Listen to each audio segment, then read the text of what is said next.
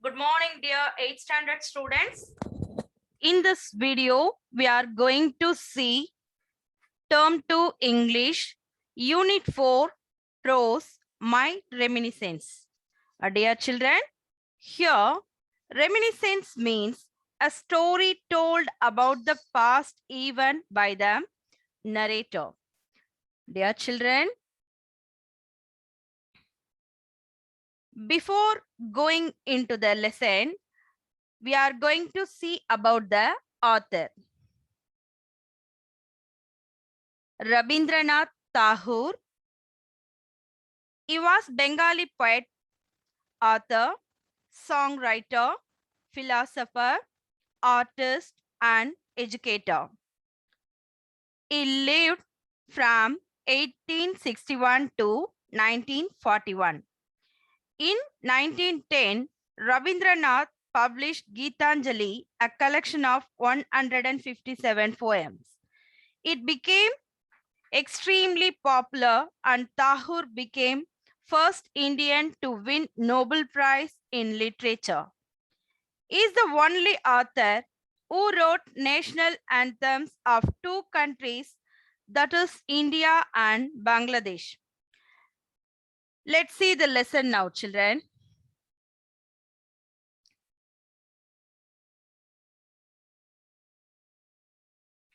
When I returned home from the outset of my second voyage to England, my brother Jyotirindra and sister-in-law were living in a riverside villa at Chandranahur, and there I went to stay with them. Dear children, Tagore returned home from the outset of his second voyage to England.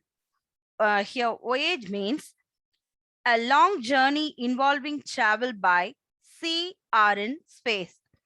His brother Jyotirindra lived in a riverside villa at Chandranahur in West Bengal. Tagore went there to stay with them. The Ganges again. Again, those ineffable days and nights.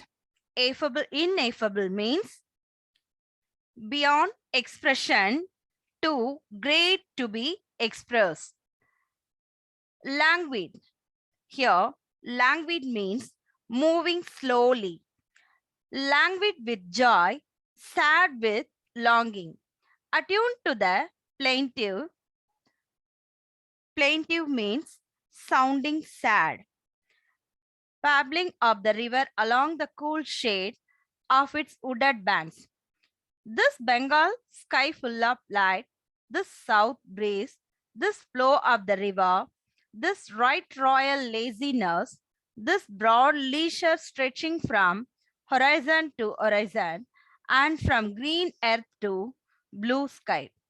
All this way to me as food and drink to the hungry and thirsty. Here it felt indeed like home, and in these I recognized the ministrations of a mother. Ministrations, the act of helping or caring.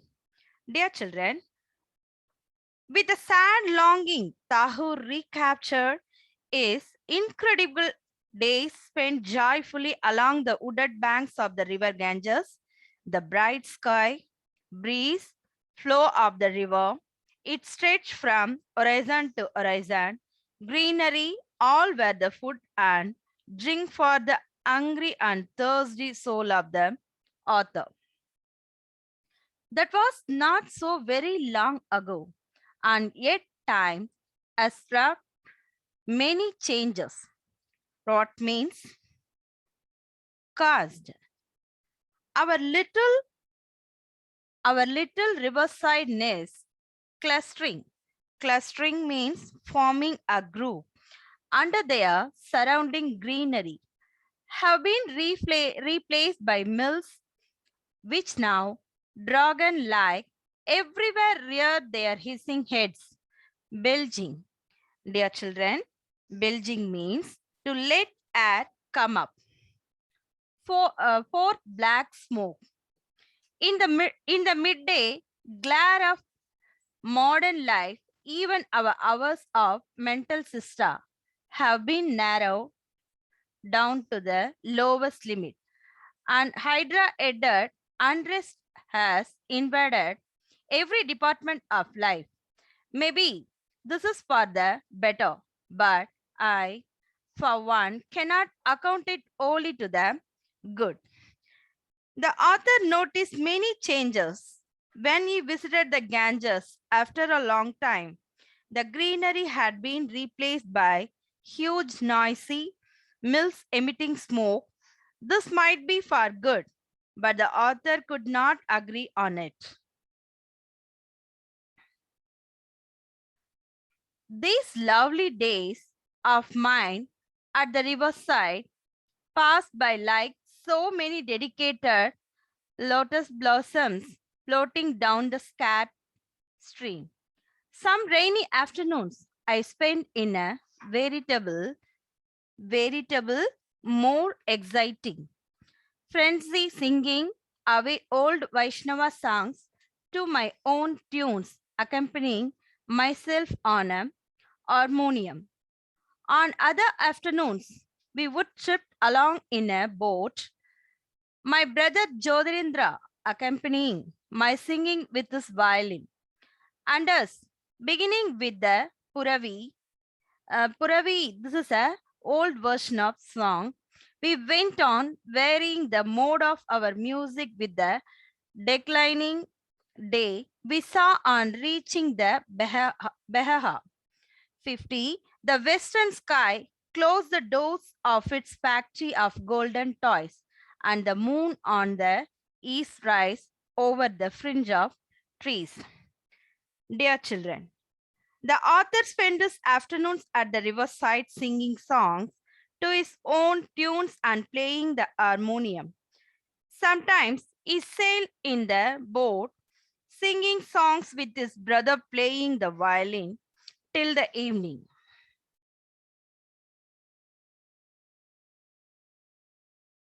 Dear children, come to the next page. Then we would row back to the landing steps of the villa and seat ourselves on a quilt spread on the terrace facing the river.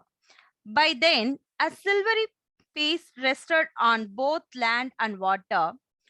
Hardly any boats were about. The fringe of trees on the bank was reduced to a deep shadow, and the moonlight glimmered over the smooth flowing stream.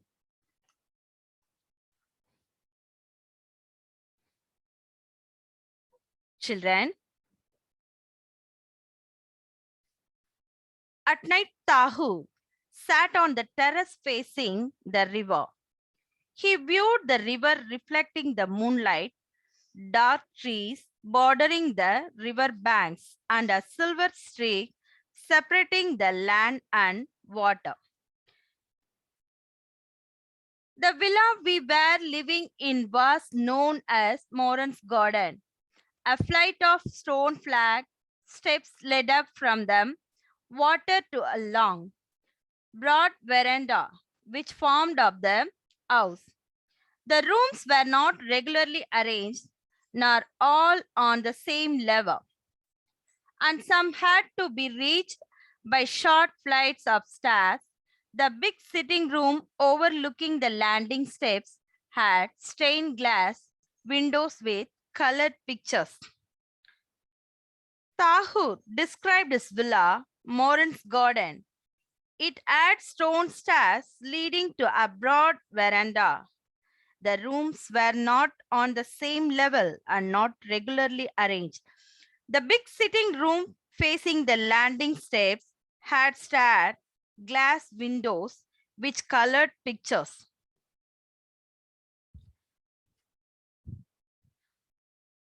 One of the pictures was of a swing hanging from a branch, half hidden in dense foliage, and in the checkered light and shade of this bower, two persons were swinging, and there was another of a broad flight of steps leading into some castle-like palace.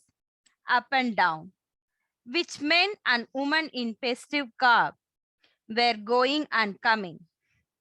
Here, garb means clothes.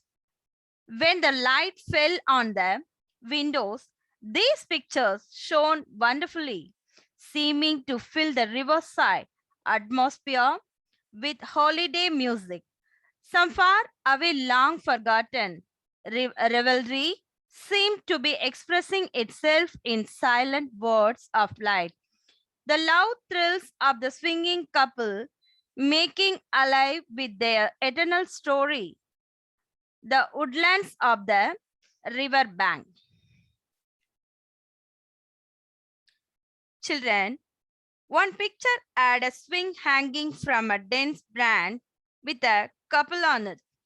The other picture had people walking on a staircase leading to a castle-like palace in grand dresses.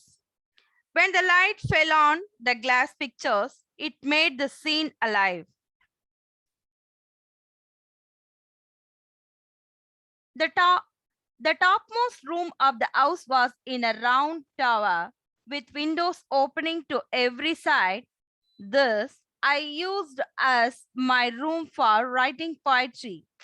Nothing could be seen from thence save the tops of the surrounding trees and the open sky. I was then busy with the evening songs, and of this room I wrote. There, where in the breast of limitless space, clouds are laid to sleep. I have built my house for thee, O poesy. Dear children, Tahu's room was in a round tower on the top with windows around the treetops and sky. Tahur wrote his famous poem from this room. Dear children, I hope you all understood this lesson. Thank you.